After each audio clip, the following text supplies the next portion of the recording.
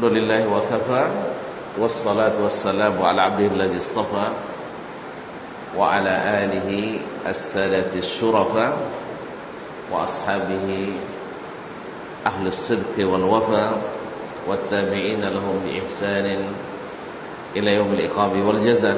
Amma ba'du, fa usi nafsi wa iyyakum ayyuhal muslimuna bit taqwa wa muraqabatihi fis sirri wan najwa. فإنه قد فاز من اتقى يا أيها الذين آمنوا اتقوا الله حق تقاته ولا تموتن إلا وأنتم مسلمون. Ma'asyiral kiram, Bapak dan Ibu kaum muslimin dan muslimat yang dirahmati Allah SWT, sambil menunggu hujan turun atau hujan reda, kita lanjutkan. Tergantung cepat reda, cepat selesainya. Kalau lambat reda, lambat selesainya. Baik, bersyukur kita kepadanya. Mudah-mudahan salat kita diterima, doa, harapan dan permintaan kita dikabulkan. Amin. Subhanallah. Mohon maaf. Kemudian salawat dan salam kepada Nabi alaihi salatu wassalam. Kan tadi sampai pada tahrimu al-Madinah, itu di tanah al-Madinah dijadikan sebagai tanah haram, sebagai tanah haram. Rasulullah sallallahu alaihi wasallam menjadikan Madinah sebagai tanah yang disucikan.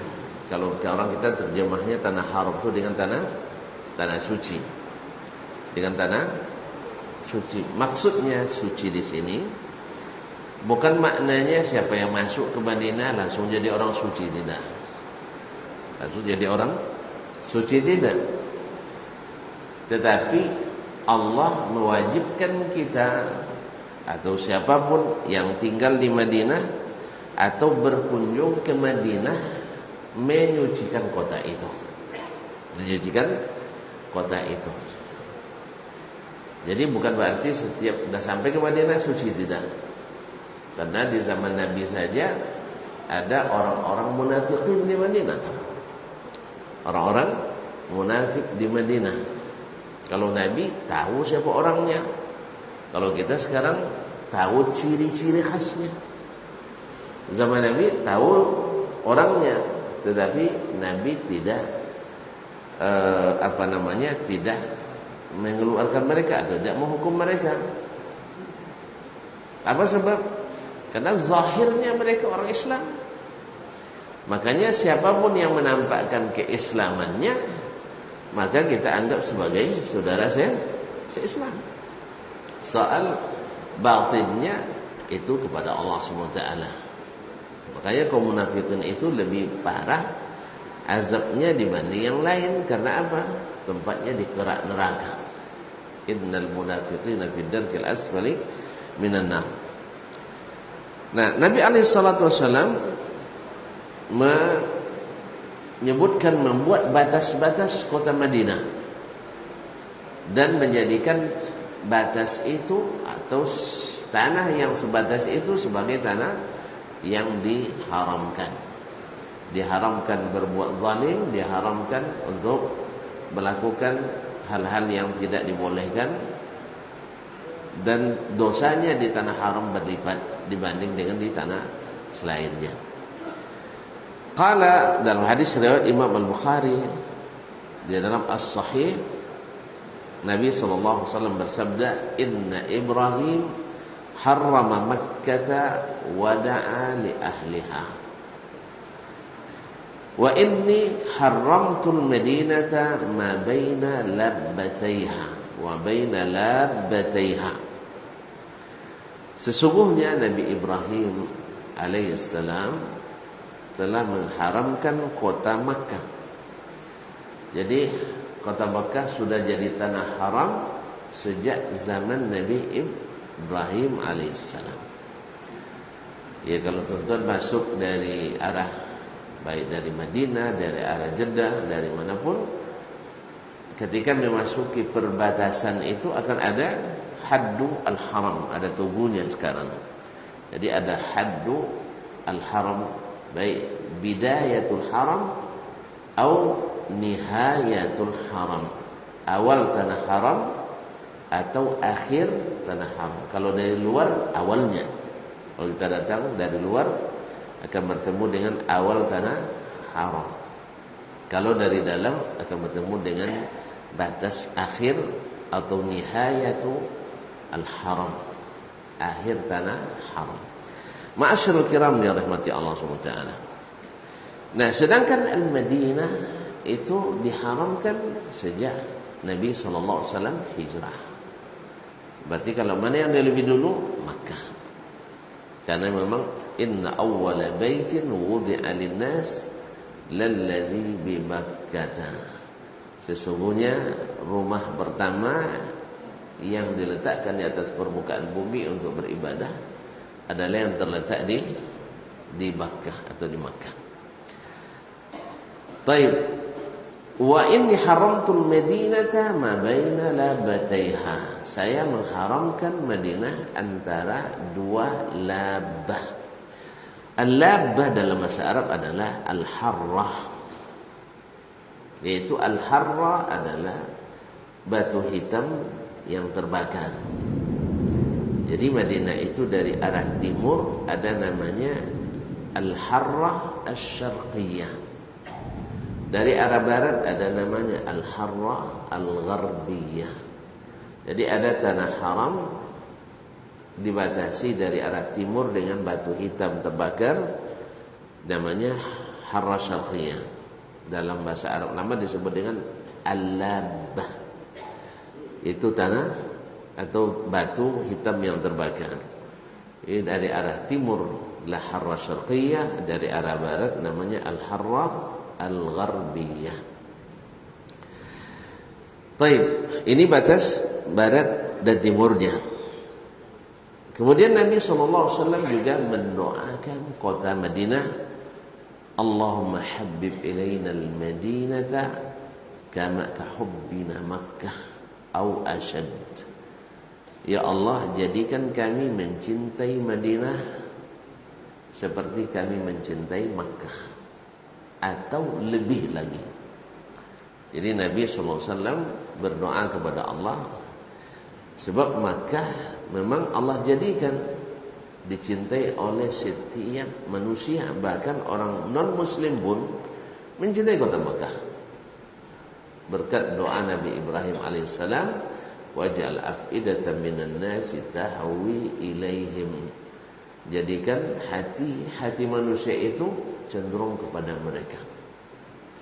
Nah, sekarang Nabi SAW dia tentu cintanya karena dia kelahiran Makkah juga. Di samping cinta karena iman, juga cinta sebagai tanah tumpah darahnya. Baik cinta secara natural alami maupun cinta secara syar'i. Jadi Nabi mencintai Makkah itu wajar karena memang tanah yang dimuliakan Allah SWT, disucikan Allah. Kemudian juga tempat kelahiran dan tumbuh kembangnya beliau. Nah, sekarang beliau ingin pula Madinah dicintainya supaya tidak tidak merasa asing di Madinah. Karena kalau kita sudah mencintai, kita merasa dekat dan tak akan merasa asing lagi di situ. Maka Nabi minta kepada Allah supaya mencintai Madinah seperti cintanya kepada Mekah atau lebih. Nah, kalau kita tentu saja karena Nabi mencintai Madinah, kita pun harus mencintai Madinah. Dan mencintai Madinah bukan mencintai tanahnya saja, tentu saja mencintai penduduknya, mencintai syariat yang dijalankan di dalamnya, mencintai segala yang didirikan oleh Nabi SAW seperti Masjid An-Nabawi, Al-Masjid Quba dan lain-lainnya. Kemudian kaum muslimin dan muslimat dirahmati Allah SWT, kalau kita mencintai sesuatu pasti kita akan terpanggil untuk menjaga dan memeliharanya. Kalau kita dekat situ misalnya, menjaga kehormatannya, menjaga kebersihannya, menjaga keamanannya, menjaga persatuan dan kesatuan penduduknya. Dan kalau kita jauh, menjaga nama baiknya, menjaga nama baik penduduknya, bukan justru memburuk-burukkan nama tersebut. Karena kalau sudah memburukkan berarti tidak ada cinta lagi. Oleh sebab itu mencintai Madinah, siapapun yang mencintai pasti akan menjaga kehormatannya. Dan dari jauh kita menjaga kehormatan Madinah dengan nama baiknya. Baik, demikian juga kita juga kalau bisa tinggal di situ. Karena Nabi SAW mengatakan, man arada iyyamuta bil madinati falyaf'al. Siapa yang ingin mati di Madinah, hendaklah dia melakukannya. Hendaklah dia melakukannya. Artinya tinggal di Madinah punya fadilat sampai kita meninggal dunia. Sebab apa? Karena Madinah seperti juga disebutkan, sabar tinggal di Madinah itu bisa menyebabkan kita dapat syafaat pada hari kiamat. Bisa menyebabkan kita dapat syafaat pada hari kiamat. Kaum muslimin dan muslimat yang dirahmati Allah Subhanahu wa taala. Kemudian Nabi alaihi salatu wasallam juga mengatakan dalam hadis yang diriwayatkan oleh Imam Al-Bukhari juga, inna Ibrahim harrama Makkah. Sesungguhnya Ibrahim mengharamkan Makkah. Wa inni uharrimul Madinah. Sesungguhnya saya juga mengharamkan kota Madinah. Haramun ma baina harratiha, haram antara dua harrahnya. Jadi harrah tadi batu hitam yang terbakar. Wa himaha kulluhu la yukhtala khalaha wa la yunfaru sayduha wa la tultaqatu luqatatuha illa liman asyada biha.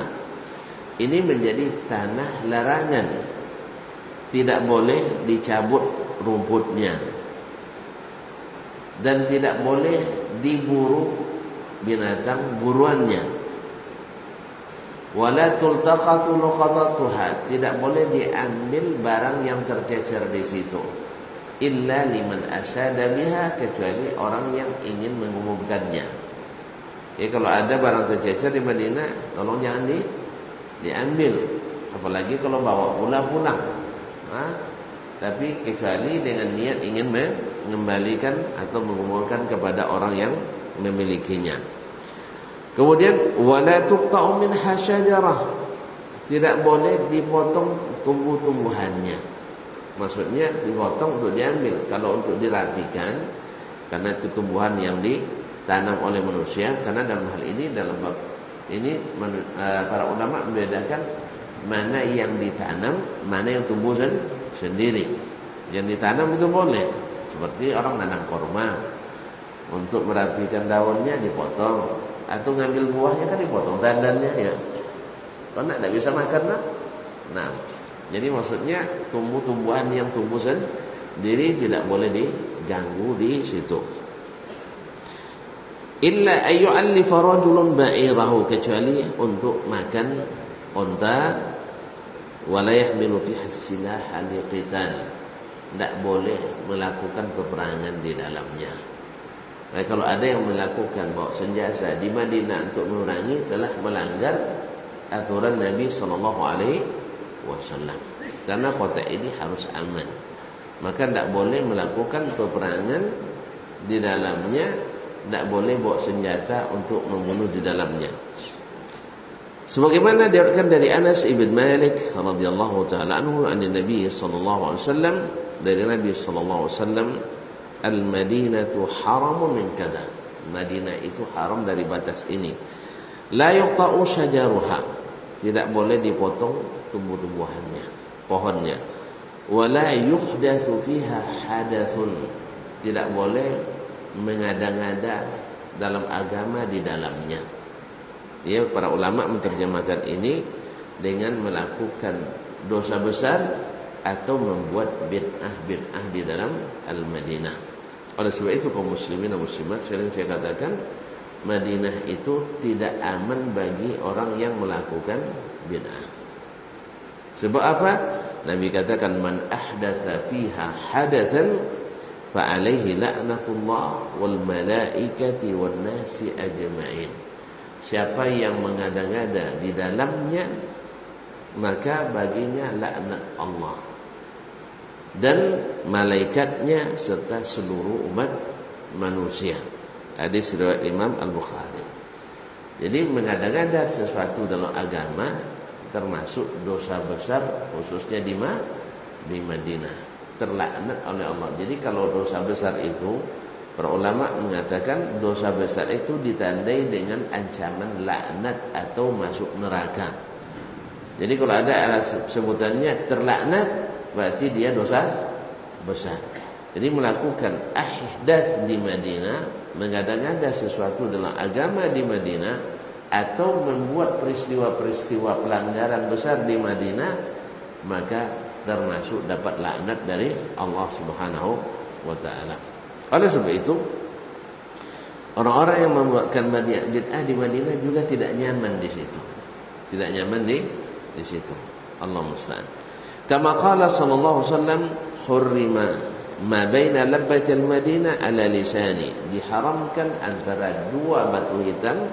Madinah diharamkan dari batu hitam ke batu hitam ini dari lewat lisanku. Artinya lewat hadis Nabi sallallahu alaihi wasallam, tidak melalui ayat Al-Qur'an yang diturunkan. Qala wa ata an-nabiy sallallahu alaihi wasallam, ata an-nabiy bani Haritha faqala arakum ya bani Haritha qad kharajtum min al-haram thumma iltafat faqala bal antum fihi. Wahai Bani Haritha. Bani Haritha ini tinggal di kawasan daerah Quba kemarin, daerah Quba. Lalu Nabi katakan, ya Bani Haritha, saya lihat kalian sepertinya keluar dari tanah haram. Artinya masuk lagi. Tapi akhirnya Nabi melihat thumma iltafata, kemudian Nabi menoleh melihat batas, ternyata Bani Haritha masih dalam batas tanah haram.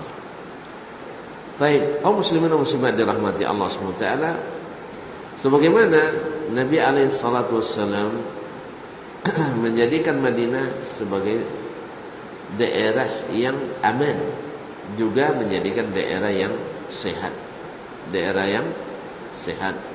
khususnya bagi agama, bagi ekosistem. Iklim paling sehat di dunia itu termasuk Makkah dan Madinah.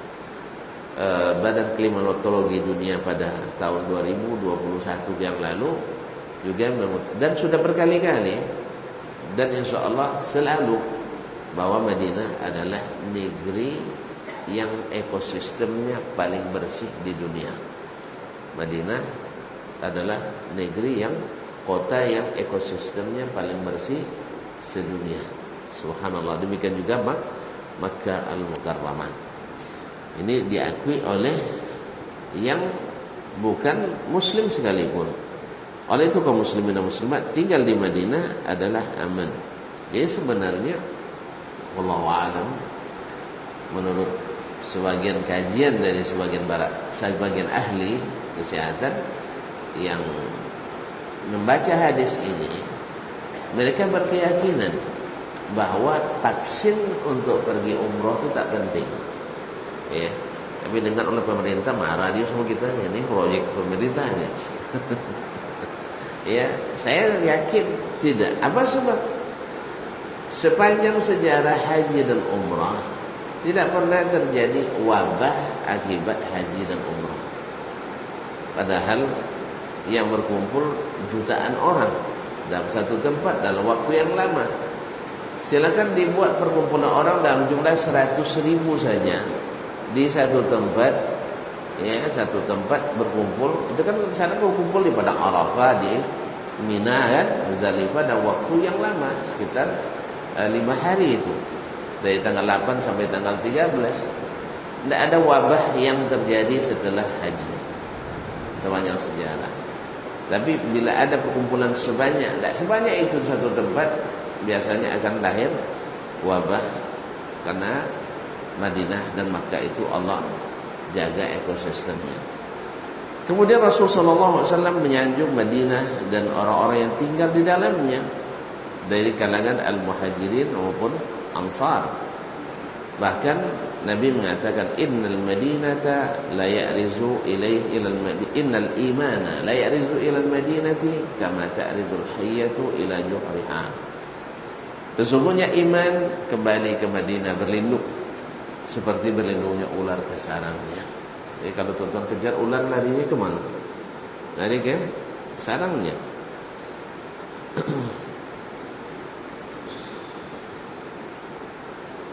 Kemudian Imam Muslim rahimahullah dalam At-Targhib, dalam kitabnya As-Sahih, menyebut bab At-Targhib fi Suknal Madinah, bab dorongan untuk tinggal di Madinah. Di asalnya hadis wal madinatu khairul lahum law kanu ya'lamun. Nabi menyebutkan hadis ini nanti akan dibukakan tuftahus Syam. Syam akan dikuasai. Juga Faris akan dibuka. Banyak orang yang karena Syam itu negerinya subur dan indah, maka banyak yang pergi. Lalu Nabi kata wal madinatu khairul lahum law kanu ya'lamun. Madinah itu lebih baik bagi mereka daripada seandainya mereka mengetahui. Madinah lebih baik andainya mereka mengetahui. Ini juga dorongan untuk tinggal di Madinah dan tidak disuruh atau tidak dianjurkan meninggalkan kota Madinah kecuali kalau untuk dakwah dan jihad fisabilillah. Tapi kalau untuk tinggal, Madinah adalah tempat yang terbaik. Baik, untuk gini Pak, yang kita tinggal sana tidak ada pisahnya kan. Nah, gini Pak ya, nah, itu mungkin dulu, sekarang kita sudah dibatasi dengan imigrasi. Allah musta'an. Baik, kaum muslimin dan muslimat dirahmati Allah. Kemudian Nabi SAW dalam hadis diriwayatkan oleh Sufyan bin Abi Zuhair, annahu qala sami'tu Rasulullah sallallahu alaihi wasallam yaqul, saya mendengar Rasulullah sallallahu alaihi wasallam bersabda, tuftahul Yaman, akan dibuka Yaman. Fayati qaumun yabussun fayatahammaluna bi ahlihim wa man ata'ahum wal madinatu khairul lahum law kanu ya'lamun. Nanti akan dibukakan daerah negeri Yaman. Lalu datang satu kaum, mereka yabusun, mereka dengan wajah berseri suka ke situ. Fa yatahammaluna bi ahlihim wa man ata'ahum, sehingga mereka mengajak orang-orang yang keluarganya dan yang mau ikut pergi ke situ. Wal madinatu khairul lahum law kanu ya'lamun, Madinah lebih baik bagi mereka andainya mereka mengetahui. Wa tuftahu Syam, lalu dibukakan Syam. Fayati qaumun yabussun, lalu satu kaum datang merasakan indahnya ke kota tersebut. Fayatahammaluna bi ahli wa man ata'ahum, sehingga mereka membawa keluarga dan orang yang mau ikut dengan mereka. Wal madinatu khairul lahum law kanu ya'lamun, Madinah lebih baik bagi mereka seandainya mereka mengetahui. Wa tuftahul Iraq, dan akan dibukakan daerah Irak. Ini kan Nabi masih hidup nih. Semasa itu belum dikuasai, akan dikuasai mula Irak. Fayati qaumun yamussun, nanti akan datang satu kaum merasa indah tempat tersebut. Fayatahammaluna bi ahlihim wa man ata'ahum, lalu diajaknya keluarganya pergi dan orang yang mau ikut. Wal madinatu khairul lahum law kanu ya'lamun, Madinah lebih baik bagi mereka andainya mereka mengetahui. Ini Nabi mengakui kehebatan Yaman, kehebatan Syam, kehebatan Irak, tetapi Madinah tetap lebih baik daripadanya. Kaum muslimin dan muslimat dirahmati Allah SWT. Kemudian Nabi mendoakan Madinah dengan keberkahan.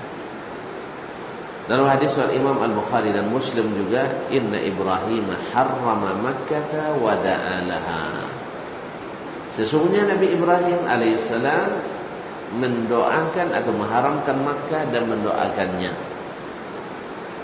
Wa haramtul Madinah kama harrama Ibrahim Makkah, saya pun mengharamkan kota Madinah seperti Ibrahim mengharamkan kota Makkah. Wa da'autu laha, dan aku doakan fi muddiha, dalam ukuran mudnya, wa sa'iha, dan ukuran sa', takaran sa'nya, mithla ma da'a Ibrahim alaihissalam, seperti Ibrahim mendoakan pula untuk Makkah. Kama qala sallallahu alaihi wasallam, Allahumma habbib ilal Madinah. Nabi juga berdoa, ya Allah, jadikan kami mencintai Madinah. Ka hubbina Makkah aw ashad, seperti kami mencintai Makkah atau lebih. Allahumma barik lana fi sa'ina. Ya Allah, berkahilah sa' kami, takaran kami, sa' wa muddina, dan mud kami. Wa sahhih lana wa anqul himaha ilal Juhfah, dan jadikan Madinah kota sehat, dan pindahkan endemi koleranya ke atau malarianya ke Juhfah. Nah, sejak zaman Nabi, di zaman Nabi hijrah, mereka itu atau Madinah atau Yathrib dikenal dengan wabah penyakit malaria. Tapi Nabi alaihissalam mendoakan supaya Madinah disehatkan dan dipindahkan wabah itu ke Juhfah. Sejak saat itu, seperti yang saya katakan, Madinah menjadi ekosistem, kota dengan ekosistem paling sehat di dunia.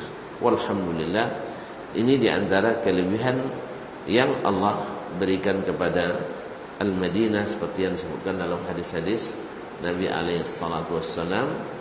Dan dengan demikian cukuplah ini sebagai keberkahan hijrahnya Nabi SAW ke kota Madinah. Masih banyak lagi, siapa yang ingin lebih banyak bisa merujuk kitab Al-Ahadits Al-Warida fi Fadail Al-Madinah, ditulis oleh Syekh kami, Syekh Saleh, Dr. Saleh Ar-Rifai hafizahullah wa rahimahullah ta'ala. Terima kasih dan mohon maaf, kayaknya sampai di sini hujan tidak turun juga. Hujan tidak berhenti juga. Tapi kita yang berhenti.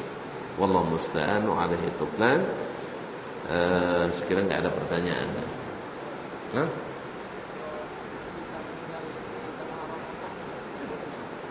Meninggal, minta mati situ, boleh saja. Iya boleh. Tapi bukan karena apa? Bukan karena menyesal hidup, tidak. Jangan karena menyesal hidup, bukan. Maksudnya adalah, saya minta, ya Allah, kalau bisa saya mati di Madinah, boleh sekali. Karena Nabi SAW mengatakan, man arada yamuta bil Madinati falyaf'al. Tapi bukan hanya minta, diusahakan. Ya, pergi ke sana, tinggal di sana. Nah, wallahu ta'ala. Masya Allah. Ini banyak isinya.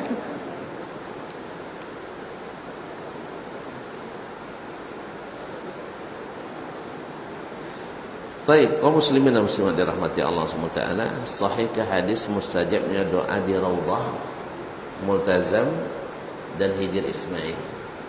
Kalau masalah mustajabnya dengan lafaz mustajab doa di situ saya tidak mengetahuinya.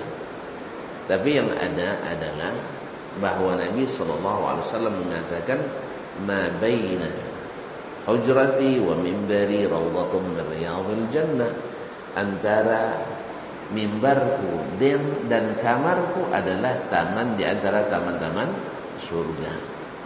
Jadi situ taman di antara taman-taman surga. Ada yang mengatakan bahwa kawasan itu koneksi ke surga. Ada ulama yang menafsirkan siapa yang masuk ke dalamnya ikhlas karena Allah, berharap masuk surga, Allah ijabah dia masuk surga. Oleh sebab itu, maka dari hadis ini para ulama menunjukkan atau mengatakan ada kelebihan beribadah di dalamnya, termasuk doa. Wallahu a'lam. Demikian juga dengan multazam. Multazam Nabi SAW sahih daripadanya, beliau atau sahabat ketika selesai tawaf mereka bergayut di multazam, yaitu dekat pintu Al-Ka'bah Al-Musyarrafah. Sedangkan Hijr Ismail, saya juga tidak mengetahui doa mustajab di dalamnya, tetapi ada dari beberapa dari sahabat dan tabi'in, ada 4 orang waktu itu berdoa, atau 3 orang berdoa minta kepada Allah sambil bersandar di Hijr Ismail. Hijr Ismail itu bagian dari Ka'bah. Yang satu berdoa yaitu minta jadi khalifah. 4 orang, bukan 3, 4 orang, yaitu Abdullah bin Zubair bin Awwam, kemudian Mus'ab bin Zubair bin Awam, Urwah bin Zubair bin Awam, dan Abdullah bin Umar bin Khattab. 3 tabi'in, 1 sahabat junior Nabi alaihi salatu wassalam. Mereka berdoalah Abdullah bin Zubair minta jadi khalifah. Mereka minta kepada Allah SWT. Berdoa pula Mus'ab bin Zubair minta jadi gubernur di Irak dan menikahi 2 gadis cantik dan cerdas. Ya, Sukainah binti Ali dan yang satunya saya lupa. Kemudian yang Urwah bin Zubair minta kepada Allah diberikan ilmu yang diwarisi oleh orang. Dan Abdullah bin Umar minta dosanya diampuni Allah SWT. Nah, Abdullah bin Zubair akhirnya jadi khalifah, berarti makbul doanya. Mus'ab bin Zubair akhirnya jadi gubernur di Irak dan nikah dengan 2 orang gadis yang dia idamkan tadi. Sedangkan Urwah bin Zubair menjadi ulama besar, 1 dari 7 ulama fuqaha Madinah di masa tabi'in. Sedangkan Abdullah bin Umar bin Khattab radhiyallahu anhu minta diampuni dosanya. Ini rahasia Allah, tapi kita seperti kata Imam Ibnu Hajar rahimahullah, insyaallah pasti dikabulkan doanya. Ya, kalau tabi'in saya dikabulkan, apalagi Umar yang dikenal dengan ini komitmen dan setianya kepada Nabi alaihi salatu wassalam. Wallahu alam. Ini yang saya ketahui. Bolehkah membaca Al-Fatihah sebagai ayat pendek dalam solat? Dibaca setelah Al-Fatihah. Ini baru pertama saya ditanya. Kalau tuan-tuan bilang boleh, ya bilang boleh, boleh saja, karena dia bagian dari Al-Quran. Tapi apakah pernah terjadi atau tidak? Saya tidak pernah mengetahui ada terjadi. Karena disuruh baca ayat yang mudah kita baca. Bahkan Al-Fatihah, andainya ada yang tidak hafal 1 pun Al-Fatihah, boleh juga baca ayat yang lain. Ya, andainya tidak bisa baca Al-Fatihah, yang baru hafal Qul huwallahu ahad misalnya, baru masuk Islam, baru Qul huwallahu, yang hafal Fatihah belum, dia boleh mengganti dengan itu. Tapi apakah boleh atau tidak? Ya, secara umum saya katakan boleh, tapi apakah itu sunnah atau tidak? Tidak. Karena Nabi SAW membaca ayat, dan demikian pula seluruh kaum muslimin setelahnya membaca Al-Quran, ayat yang lain setelah Al-Fatihah. Wallahu a'lam. 2 waktu pertama baru hijrah selalu bersemangat beramal. Sekarang semua terasa berat, seolah kajian-kajian yang diikuti tidak menyentuh hati lagi. Apakah sebabnya itu, Ustaz? Kenapa futur kali ini lebih berat dan makin berat? Jazakallah khairan. Kaum muslimin dan muslimat dirahmati Allah SWT. Likulli syai'in fatrah. Setiap sesuatu itu ada bosannya. Syirwa, ada bosannya kita. Tetapi kata Nabi SAW, saddidu wa qaribu. Saddidu wa qaribu, berusaha untuk selalu benar dan mendekati. Jangan bosannya itu sampai meninggalkan. Nah, apa sebabnya? Wallahu a'lam. Ada faktor yang sifatnya internal, ada yang sifatnya eksternal. Faktor internal misalnya, ya tadi turunnya iman kita, turunnya iman, dan kalau turun iman otomatis semangat turun.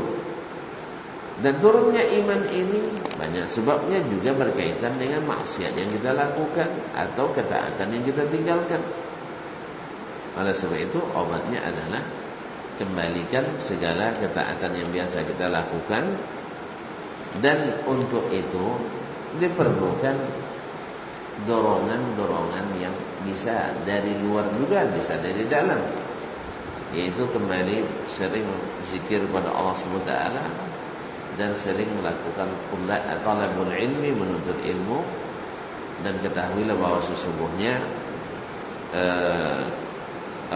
kita harus selalu berharap pada Allah SWT, karena rahmat Allah itu maha luas. Bila faktornya eksternal, karena kecewa dengan misalnya sebuah kajian, maka kita tidak mesti mengikuti satu saja. Bisa saja kita mengikuti kajian yang tidak mengecewakan kita. Yang penting selalu berada di atas jalan yang benar, mengikuti sunnah Nabi Sallallahu Alaihi Wasallam. Wallahu taala a'lam. Baik, dengan demikian kita tutupkan kajian kita pada malam hari ini. Wabillahi taufiq wal hidayah. Wa subhanakallahumma bihamdik asyhadu an la ilaha illa anta astaghfiruka wa atubu ilaik. Wassalamu alaikum warahmatullahi wabarakatuh.